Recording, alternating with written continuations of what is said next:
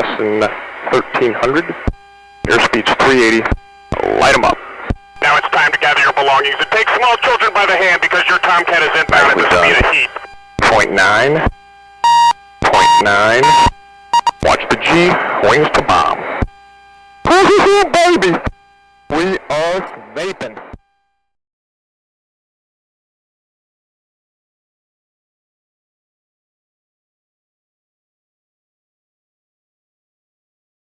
Hey everyone, welcome back to Zone 5 Models, and this time we're doing a review on the brand new tool 1/72nd scale Academy F-14A Tomcat.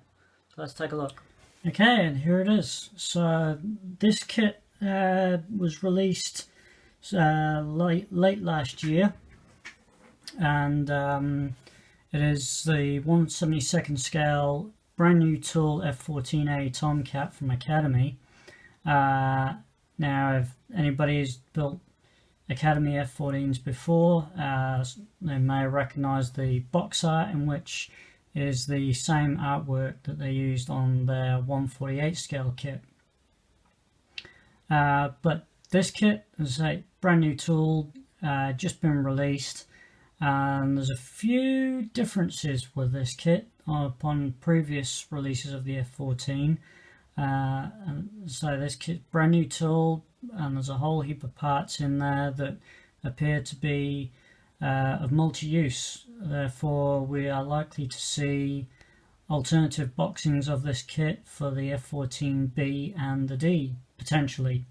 And as we go through the kit, I'll show the differences and show off the general detail of the kit. Okay, so let's open the box. Okay, so first items out of the box, we've got the instruction manual, and we get these usual, with Academy they always seem to include these safety warnings, I guess. Most of it's in Chinese, Japanese, but there is alternative English language, so anybody wants to read that, more than welcome to, because I won't, and you can pause it there if you want.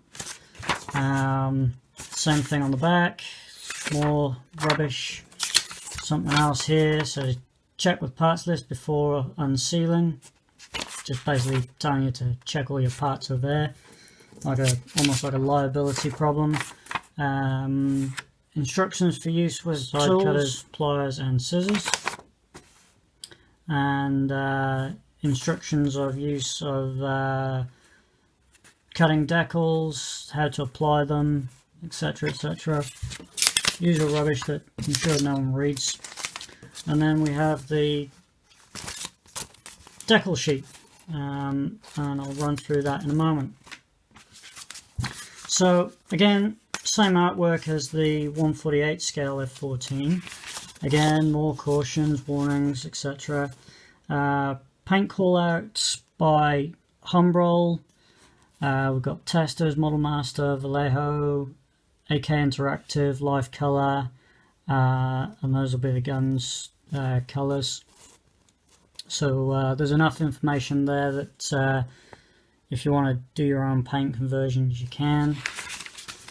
So starting off, okay, so we kind of all know the drill by now, but it's nice that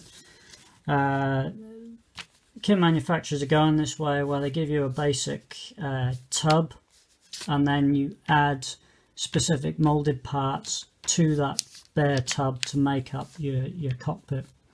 So here we've got the side consoles, gives you the painting guide, front and back instrument panels all going into the cockpit. Ejector seats, instrument combings, the front and the back, and so the front will have the heads-up display. This being the F-14A version, gives you the seats for the GRU-7 ejector seats. The cockpit going into the forward fuselage, and then obviously we've got the gun vents, which will go on separately. That's an indication there that there's multiple versions to come, and they are included in the kit, which I'll explain shortly. nose cone going on, the forward weapon recesses on the belly, just behind the nose landing gear there. What have we got here? These are, I assume, yeah, so here you're starting to make up all the intake trunking with the forward engine faces. Then opening up all the holes for the Phoenix pellets on the belly and the shoulder mounted points on the side. Installing the intake trunks, and that's it for there. Okay, so we've got, it's not particularly showing it on here, but these are the intake ramps that go in. They're not variable by the look of it, but we can check in the kit for any additional parts that might suggest that. Here we've got some, these will be the sidewalls for the inboard landing gear bays, for the main gear bays, and looks like they might be part of the wing lock system. We've got the beaver tail at the back, in between the tails, and the inflatable airbags that sit just behind the wings. So you've got options there saying options for closed or fully extended. So if the wings are fully forward, then we'll have the inflated bags in, and if they're swept back, then it'll be the deflated ones. Okay, so wing assemblies, it looks like they're going the same way as likes of Tamiya and AMK, in that you install a stub and then the main wing slides onto that stub. In this case, you build the stub into the wing and then slot it into the lower fuselage section. And there you go, it's giving you a reference for swing wings, fully extended or fully swept. Forward fuselage going onto the main fuselage. Then we're making up the exhaust system. So we've got the rear exhaust shrouds, and then the exhaust tubes themselves, tail fins and tailerons going on. Beaver tails, so that's the additional extension for the beaver tail. There's multiple versions, or there was multiple versions on the F-14, about 3 or 4 versions that went on this. We've got the TF30 engines, which are unique to the F-14A. We've got main landing gear, and this is showing wheel assemblies going on onto the main gear, onto the nose gear, and we've got the main gear assemblies being built up and fitted. Then here we've got these are all the gear doors for the main landing gear, right side and left side, right side, it's upside down. Then we've got the ventral fins and the external fuel tank pylon mounts, which fit onto the bottom of the intake tunnels. And these are the Phoenix pellets, front and back going on, as well as the tail hook, most important for a naval fighter. Then obviously the must have on an F-14, the M54 Phoenix missiles. It's showing those going on. That's a pretty easy fit. Same with standard loadout of Sidewinder missiles and Sparrow missiles and external fuel tanks. External tanks going and giving you a nice view, head-on view of how the Sidewinder and Sparrow mounts should sit. Giving you a nice view there, left and right sides. Canopy going on with the canopy rail and the rear deck behind the Rio. And again, something that most of the manufacturers are going with for clear parts is they're giving you an extension onto the fuselage itself therefore that when you start sanding and filling to blend any of this in, if you need to, then you're not going to damage that clear part, the main part that's actually clear for the windows. Here it's showing you to cut these blisters on the front. Now I'm going to discuss that in a bit more detail, but on the original first lot of F-14s that came out, they didn't have those, and so the markings depicted for this kit are for an early F-14A, therefore they would not have had those, so that is correct. However, given that there's additional parts included for later versions in this kit, then we'll see an amendment to that to leave them on, and they're painted a sort of ochre yellow colour. They're an ECM blister, so we'll discuss that more shortly. Here's the paint markings, VF143 Puking Dogs. So as you can see, this is an early type version. It's got the tan radome with the white underside and the gull grey upper half. Nice colourful markings for a CAG bird. So we've got the left side, right side, and then we're going on to data stencils. We've actually got a nice inclusion here for the you get a build-up of dirt on the inner wing there, and it's showing the wing sweep markings on the inner wing there. So we've got top side, underside, not too many markings on here unlike some kits, and then we've got our parts call out here, all the different parts and any unused parts there. Okay, so let's take a look at the decal sheet. Now, as you can see here, decals are done by Cartograph and designed by Cross Delta. So any decals that are done by Cartograph, we know they're going to be good. So good clear markings. Let's see if I can pull these out here. They're nice and glossy, so they should go down well. They might be a tad, I don't know. I mean, they look thick, but I don't think they are. It's Cartograph decals are generally not too thick, so and they react well with micro sol, micro set. Good hard color. Everything is actually legible, readable. I don't know if you can read any of that, but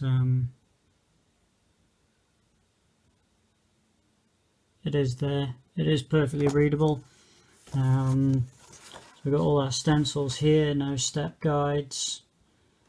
These are those wing sweep markings I was talking about. Don't think I'll be using those because they're too, what's the word? They're too sharp. Whereas the build-up of dirt there is quite smudgy. Anti-glare panel, all your intake warnings, good solid markings of the puking dog on the tail. So overall, we've got all the markings for all the weapons. So good amount of detail there. Those are nice. Okay, let's get into the parts. Okay, so starting off with the fuselage sections.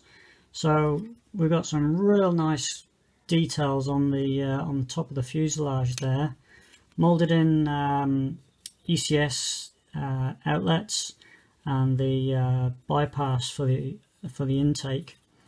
So as we can see, really nice, sharp detail, really nice.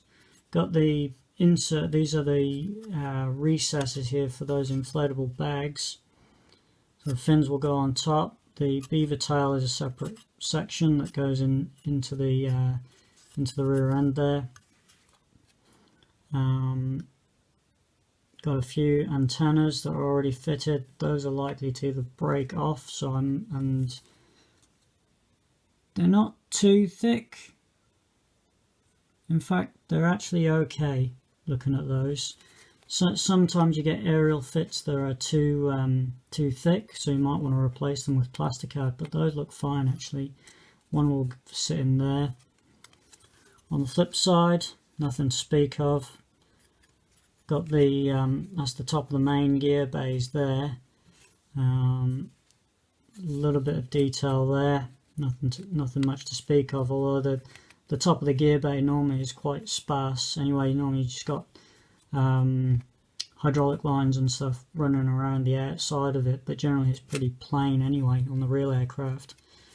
These are the ECM blisters I was talking about, just here, and the instructions say to smooth those out, but on later versions, both on the A and the B, they are evident, because the Bs was essentially upgraded A versions, whereas the Ds were completely brand new and all of this was built internally.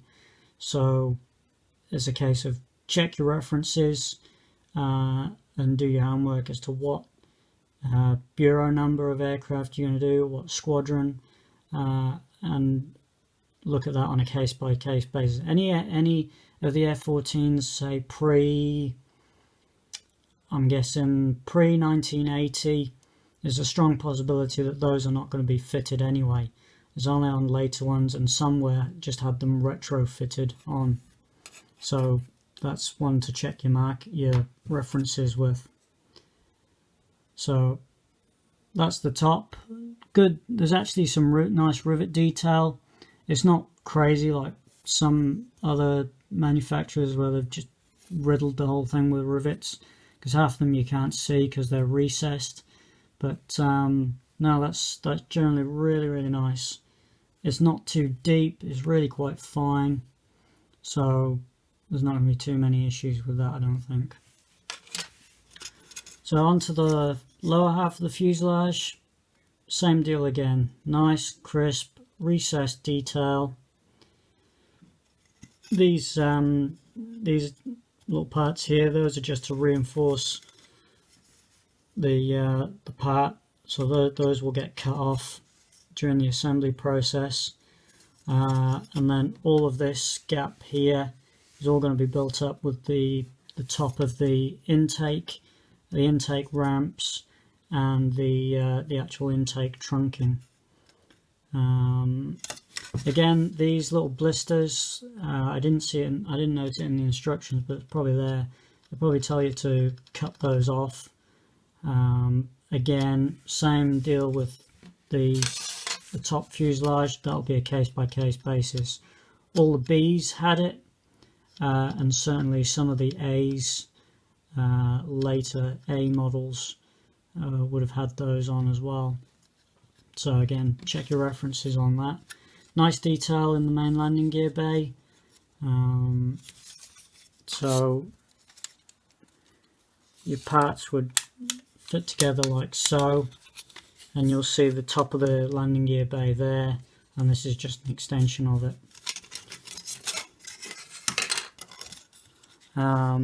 Nice detail for the engine access panels. Same deal again. It's all just really nicely crisp molding. No issues there at all. This is going to build up really nice.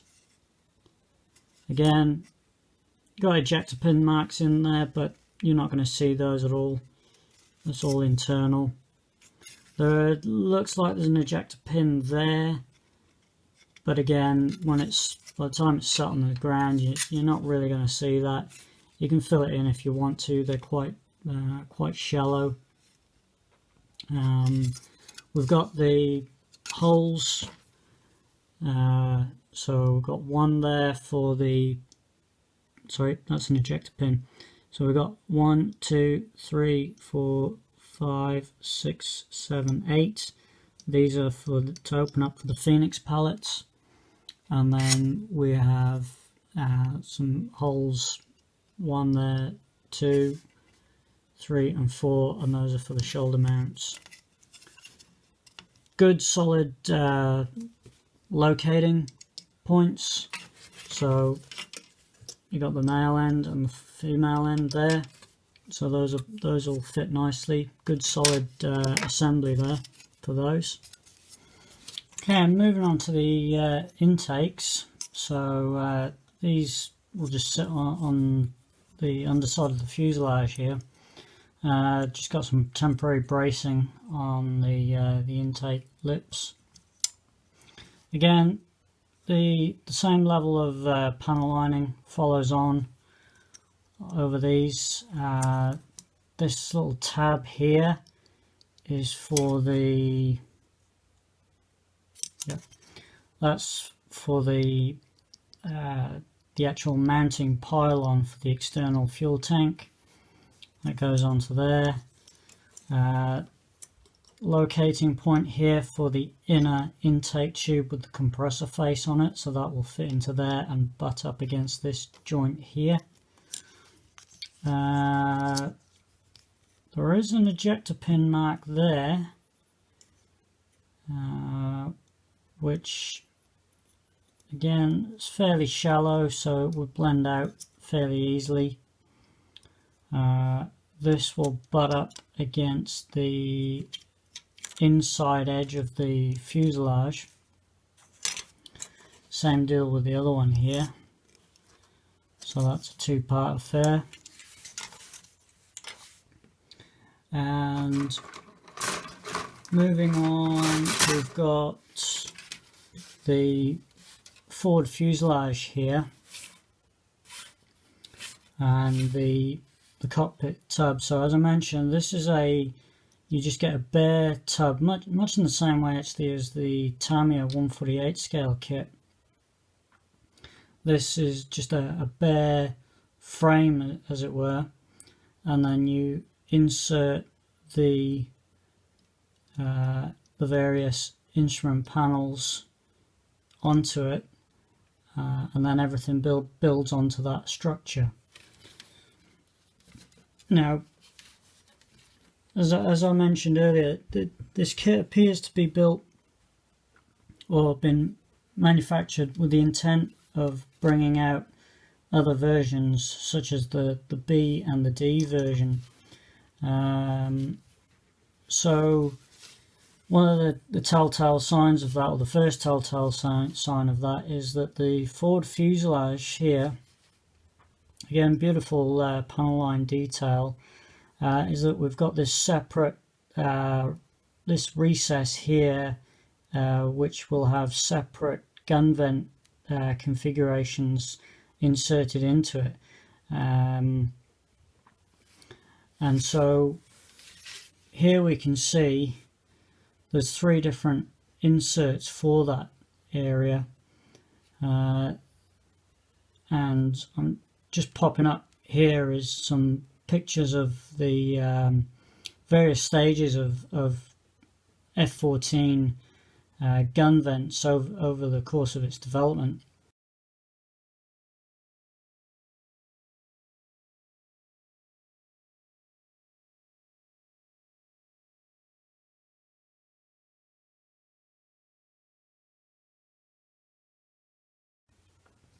The first one here in the middle is actually probably the earliest after the pre-production aircraft, with the 6 sorry, 1, 2, yeah, so 5, 7 vents, individual vents, with nothing on the rear blister. So as I say, that's probably the earliest, most pre, you know, you're talking pre-1976 era, and then later models, you know, much later F-14As went to this 2-type vent configuration, and then as the aircraft grew older, these were later retrofitted to the much earlier ones as a much more efficient way to expel the gases built up during firing of the M61 cannon. So all the A's and the B's would have eventually had that. Sorry, mainly just the A's maybe a couple of Bs. And then the definitive final version was this 3 Concorde shape vent system known as NACA vents, NACA, NACA vents. And they were retrofitted on, I believe, post-lot 127 aircraft as an upgrade, and then all the Bs and Ds got it. Only the Ds completely had these right from the get-go, but all the As and Bs were later retrofitted with it. Also, given that the box art is depicting the early F-14A beaver tail, this is the lower half. We've got, so this is the top half of the beaver tail, and that's the lower half. Here we've got the 2 types of beaver tail that were seen on sort of late F-14As and Bs and Ds.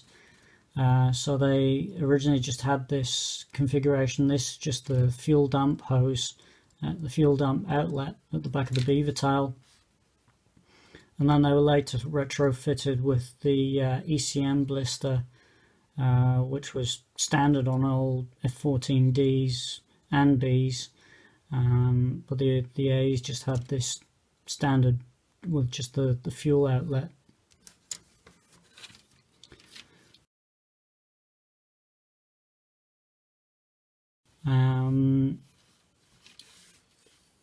Moving on to other variations from A to D, the nose chin pods went through this. There's only 1, 2, 3, 4 on here, but in reality there was as many as 5, 6, 7 different variations of chin pod for different purposes, right from the pre-production days right up to the F-14D.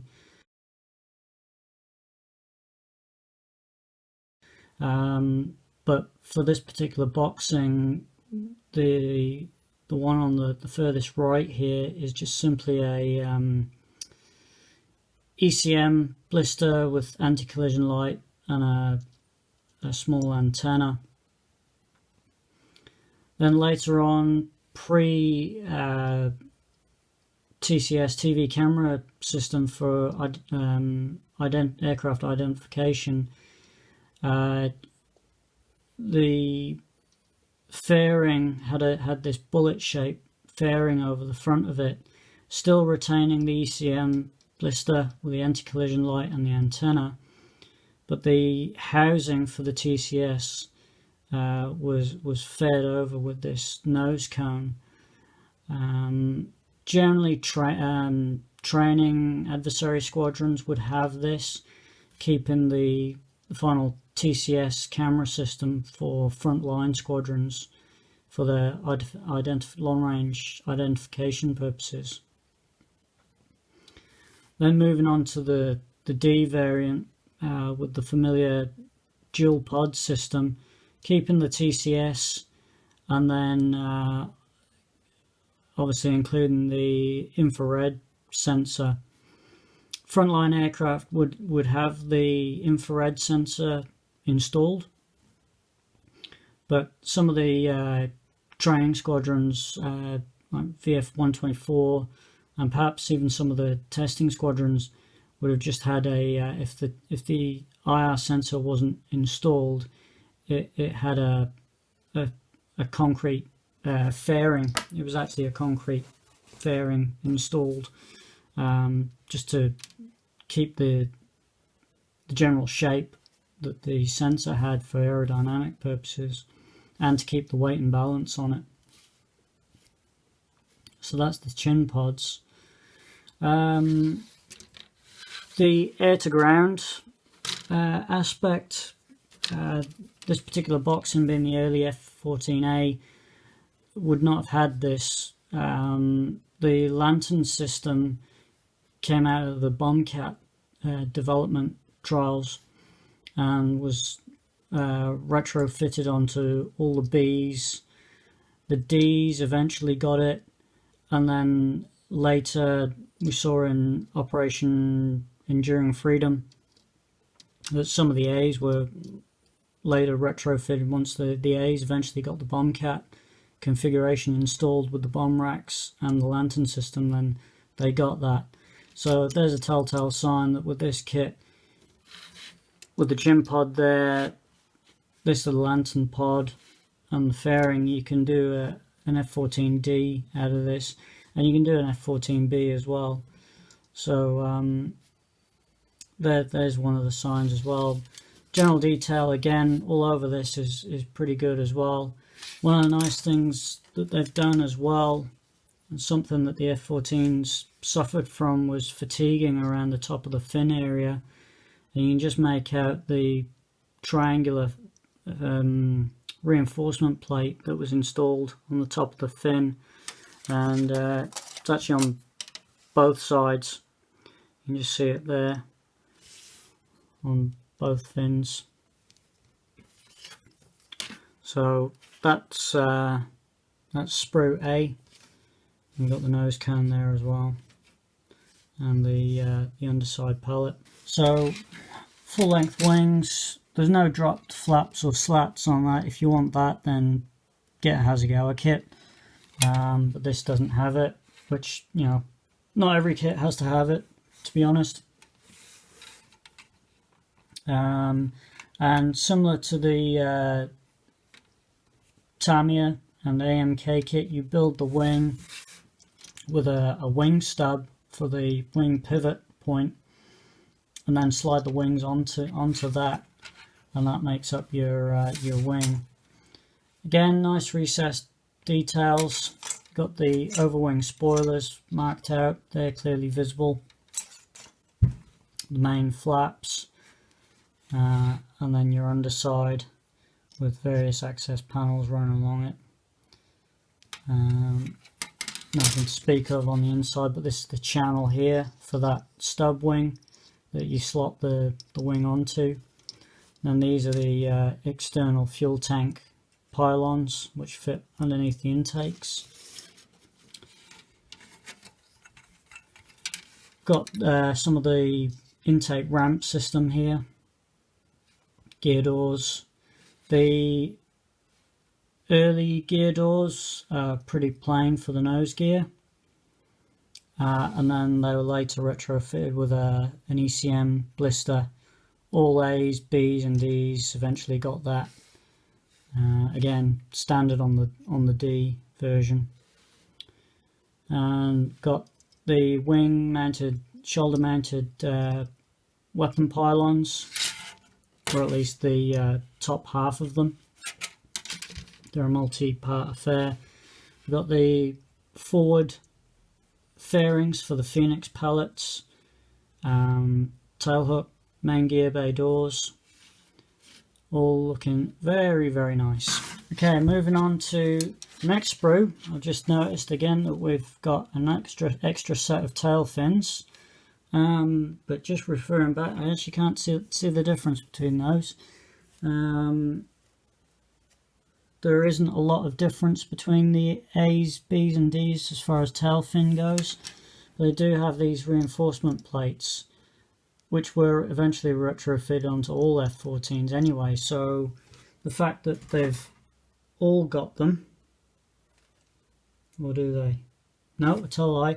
These ones do, these ones don't, so that's the difference. So that's your early F-14A version, and those are your late F-14A and B and D models. So now we're getting into stages of the cockpit. And again, I explained that the cockpit tub is just a frame basically, and then these are the instrument panels that fit onto that frame. So just putting some pictures up here of the differences between the A and the D cockpits specifically, because basically some of the instrument panels are specific to the A and the D.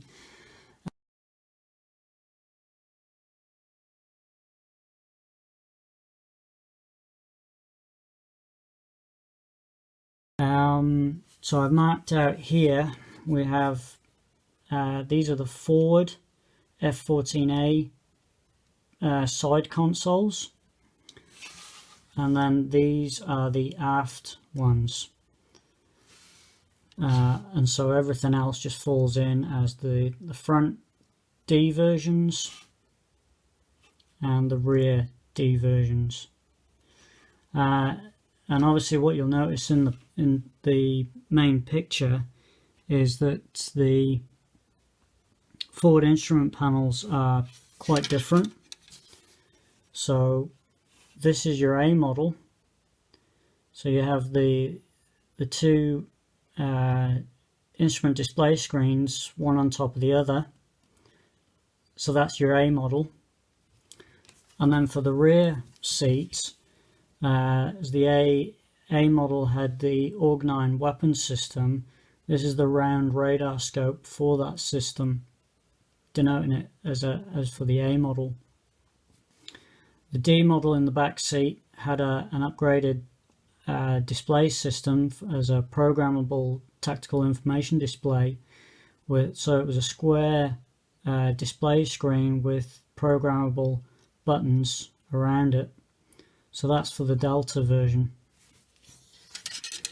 The front instrument panel specifically for the Delta is different again.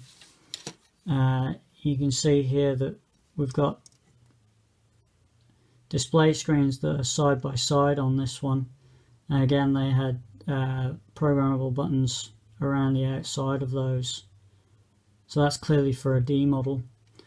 The interim version was like a hybrid of the two, but that's not included in this kit. Now, also other differences in the cockpit that you'll see, might notice in the photographs, is that the A model just simply had a grab handle on the top of the instrument shroud for the Rio's control panel, whereas the D model still had a grab handle, but it was underneath this. It was a programmable slave unit for the laser-guided weapons. Very little seems to be known about it. Every book that I've read explains it as a radar, as part of the radar warning receiver systems. Well, not really. It was just like a slave unit for programming some of the GPS coordinates, I suppose, or something of that nature. But very little information is known about that. What that box actually did. The forward instrument shrouds for the front seat.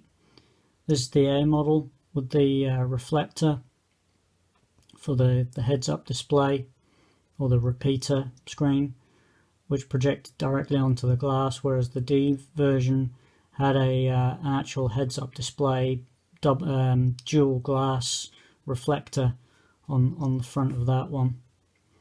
So that's your cockpit layout. Also got the cockpit canopy frame that will go on nicely. And then we start looking into the engines. So again, putting up some pictures here of the different differences between an A and a B and a D version, because the Bs and Ds shared the same engines. The A version had the Pratt & Whitney TF30 engine, which was the Achilles heel of the F-14 in the A version, very prone to compressor stalls. Here we've got shrouds for the TF30 and for the GE F-110s, which were on the Bs and Ds.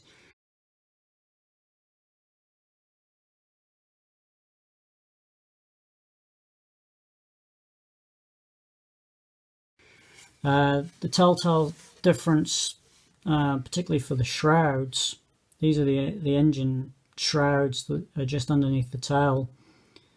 The way to tell them apart is that the TF30 engines had this curved fairing for the outside of the fuselage, You see it on both of them there. Whereas the TF30 engine shrouds had a more squared off fairing. You can just see that there. And those are the shrouds.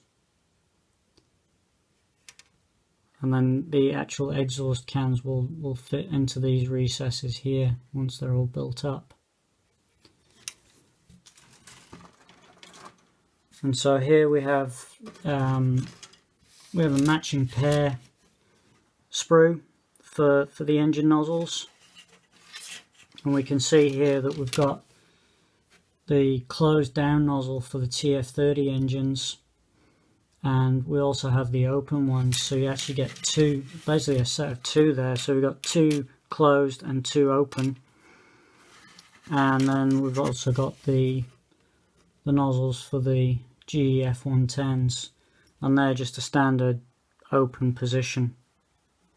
The F-14As had an open and closed configuration because of the sequencing of the way that the engines were shut down, whereas the B and D models with the the GE F-110s, more often than not they were all open, but I have seen pictures of one open, one closed, you know, depending on how they've shut the engines down.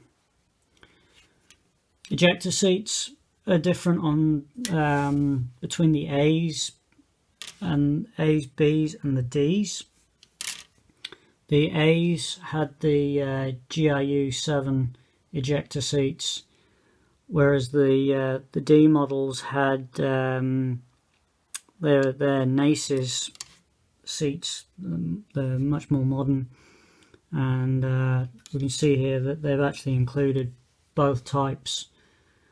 So this one is your early GIU 7 with the face mask, the face shield pull ring ejector handle, and then we've got the NACES seats. There's the frame, and then the head box just there. So they build up.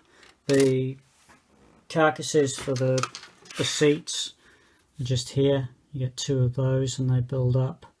And then you put the top of the head box and then the cushioning in the middle. So that's your engines.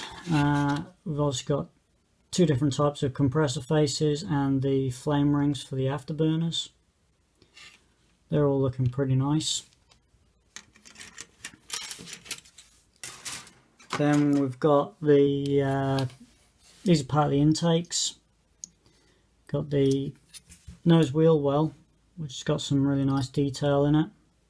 It's not 100% accurate, but it's passable for this scale. I wouldn't make too much of it. Now, unlike other 1/72 scale Tomcat kits, you just get the extended nose strut, so you can't collapse the nose on this for catapult launches. So it's just the standard gear leg with the launch bar in the raised position and the strut fully extended, which is fair enough. We've got early and late wheel hubs included in the kit. There's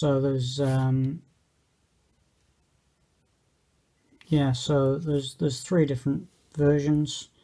There's early, mid and late models. These are the main gear legs, actually really well detailed for this scale.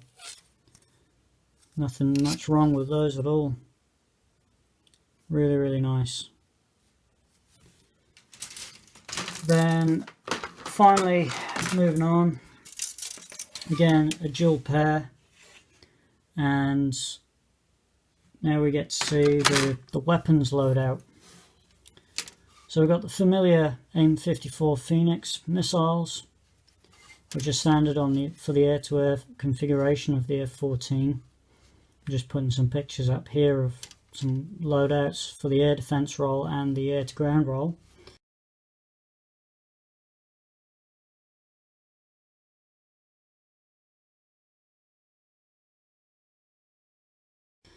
We've got the drop tanks, the standard AIM-9L sidewinders, and the earlier AIM-9, I think those are the B or the C model AIM-9s. Then we've got AIM-7 Sparrows, and here's part of the air-to-ground package with a GBU that might be either a 10 or a 16. It's probably a bit small. It could be a 16. So those are laser guided bombs. Then we've got the other halves of the shoulder mounts for the weapon rails. That's for the AIM-7 Sparrow, and that's for a shoulder mounted AIM-54 Phoenix weapon. And then we've got the AIM-9 Sidewinder rail. There's actually two different types. This is the early version, and then this is the later version when, as part of the air-to-ground roll package, these are Swedish-made BOL bowl rails, and they contain a nitrogen bottle in the nose here, and also with a flare dispenser in the back.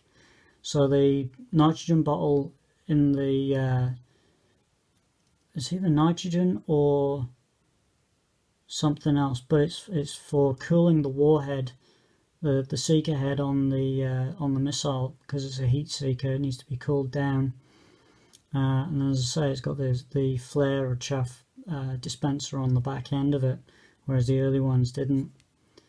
So that's all very nice.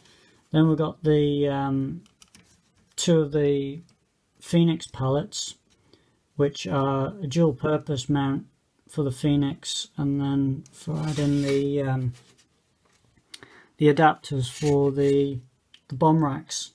So the bomb racks are included, as well as the blanking plates if you're just putting the AIM-54 Phoenix weapons on. So it's a dual roll pallet for the air-to-air and air-to-ground roll. So you get a matching set of those of that sprue, which is all very nice. Okay, so the clear part for the main canopy, that's really nice. In fact, you can see under that very clearly. That is beautiful. That's a really nice piece of molded plastic. Very clear. Not much in the way of distortion. That's really nice.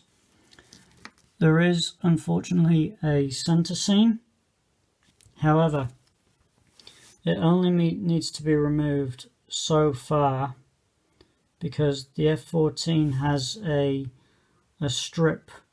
It's almost like an anti-static strip that runs down the center, but it goes probably about halfway to 2/3 of the way down the canopy, both on the front and on the back. So you only really need to take out a portion of that center seam. I would leave the rest of it, and it's quite pronounced, but it wouldn't take much to take that out. Of course, you could either remove it completely and then paint the strip in, just mask it and then spray it, or you could try and attempt and just only take out a portion of that center seam. But other than that, that is a beautiful piece of glass. Work on that. I like that a lot. Very nice. So for the forward windscreen, they've done very much what Tamiya did with their 1/48 scale Tomcat, in that they've extended the clear part out to the top of the nose of the aeroplane, so that whenever you go to fit this and you need to do any blending in, then you're not going to be scuffing the actual clear part. Again, look at that clear part. Very little distortion in that at all. There is a little bit on the forward edge, but the actual intended clear part, there's very little there. That's really nice. And then we got the heads-up display on there. So that was the review of the Academy's new tooled 1/72nd scale F-14A Tomcat. I really like this kit. It's nice to see that there's enough in there that you could pretty much build any version of the F-14A minus the probably the I would say the front cockpit of the F-14A, F-14B instrument panel is not there because there are some differences. But if you're going to close the canopy, and even if you don't care, then there's enough there that you could do all three versions if you really wanted to. It's nice that they've got both the air-to-air weapons loadout for the missiles and the air-to-ground. You only get the two laser-guided bombs in the kit, but there's enough aftermarket weapon sets out there, and a lot of the other kits that are around from, say, Great Wall Hobbies and their kits, they come with a lot of weapons. So 72nd scale kits nowadays come with a plethora of weapons, so anyone now is probably going to have spare weapons, particularly air-to-ground weapons, in their stash. I know I certainly do. But it's nice that there's enough in there that you can put the weapon, the bomb racks on there, or you can have it as the standard air-to-air loadout. Also nice that they got the variations of the instrument panels from the A to the D, exhaust nozzles, and the range of chin pods that are on there as well. So although that this particular boxing is for VF-143 Puking Dogs, I think we're going to see new boxings come along, particularly for the D model, and we may even see different A model boxings come along. At the moment, there isn't a D kit boxing available. As I say, it's probably likely to come along, but there's heaps of aftermarket decals out there for A models, B models, D models, whatever you want. You can probably pick what sort of scheme you want. As for the actual moulding itself, it's beautiful, it's nice, crisp, and it looks like it's going to be a fairly easy build as well. So I like this kit so much, I actually bought two of them, and really looking forward to building them. So in the meantime, thanks for watching, and happy modelling. See ya.